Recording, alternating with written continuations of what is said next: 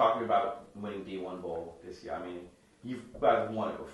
Is this the first one? Or? This is the first one for the boys. The girls won, I want to say 5 years ago. Okay. They won the D1 for the girls. Right. So this is the first one for the the boys. So seeing your latest trophy, now first on the boys side, how special is that considering how long you've been around the club for? It's amazing because, you know, I was saying it before the camera, and we've done, there's not huge numbers to do rugby. Not a lot of people know about it, so the kids that we do have, it's a team, 15 on each team on the pitch at a time, and you can have 8 subs, and usually we don't have any more than 20 boys on the team at a time, so it's really good. And because we're just doing high school locally, a lot of the teams we play against have had kids that have come up through youth programs that have been playing for 7-8 years, and we've got boys coming in that are starting out fresh as juniors, and so it's a really good accomplishment to have that.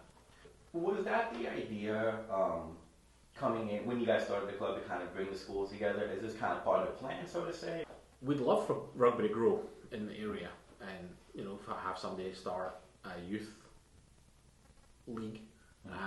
As of right now, the club started at Freedom. When my wife worked there, she started the club, so it was only Freedom, and then we had a couple of kids from other schools point out that Freedom had a rugby club and their schools didn't, so we got to open it up to the district so we could get more kids from other schools. So that adds a whole level to this, right? Because Volta played at Stanford, a big club in itself. Yeah. I went to Cal's, I know all about it. Yeah, Cal's huge for rugby, yeah. So like, having that kind of support from the district supervisor, it definitely helps you guys kind of really with what you guys want to do with the club, right? Yeah, because a lot of people, you know, speaking to other coaches, you know, football coaches, a lot of schools and districts, like you mentioned De La Salle, they've got a great football program and they migrate the kids over to play rugby as well. So it's just, they're very similar sports physically wise.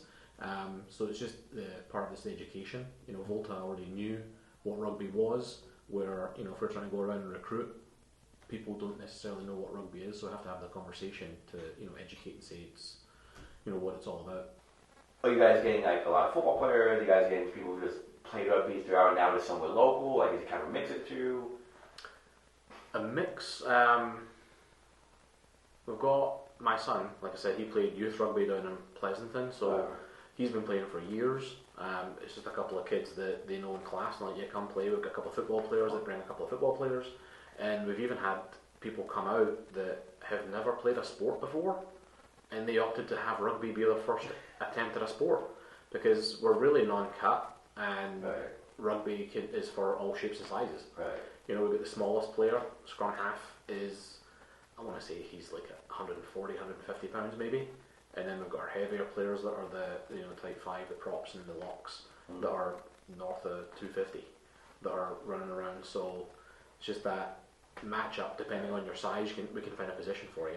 Talk about teaching the sport, because rugby is not here. It's a bit more known compared to other states, probably, but you still get a lot of people who are brand new to it and who are kind of getting used to it. They might think, oh, it's like football, but it's really not. Yeah, yeah. So talking about like just kind of teaching the sport here.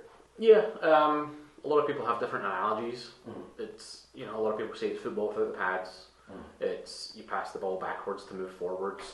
A lot of different laws that don't really apply to other sports, but like you said earlier, it's continuous. You don't get to stop and start like football.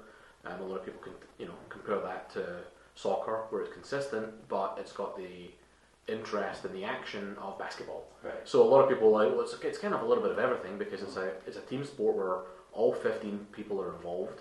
You know, you can have football where you've got a quarterback runs to, you know, passes it to a wide receiver consistently. You've only really got a handful of people that are involved. Right. Basketball is a team sport where everyone's playing all the time. But rugby really is, if you're on the pitch, you're working the entire 80 minutes, on and off the ball.